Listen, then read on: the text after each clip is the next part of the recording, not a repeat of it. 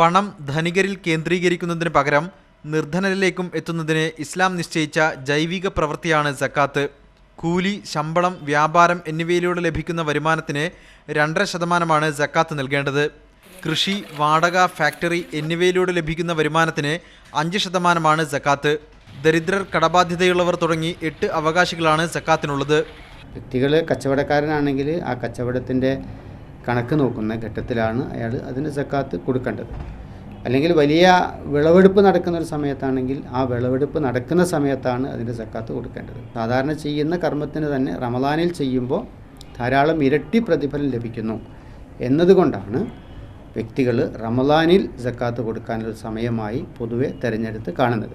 സക്കാത്ത് നൽകുന്നവർ അതിൻ്റെ അവകാശികൾക്ക് നേരിട്ട് എത്തിക്കുകയാണ് സാധാരണ ചെയ്യുന്നത്. എന്നാൽ സംഘടിതമായി സക്കാത്ത് നൽകുന്ന രീതിക്ക് അടുത്ത കാലത്തായി പ്രചാരം ഏറി വരുന്നുണ്ട്. സക്കാത്ത് ശേഖരിച്ച് ഉത്തരേന്ത്യയിലെ ദരിദ്ര ഗ്രാമങ്ങളിൽ വരെ എത്തിക്കുന്ന സംഘടനകൾ കേരളത്തിൽ പ്രവർത്തിക്കുന്നുണ്ട്.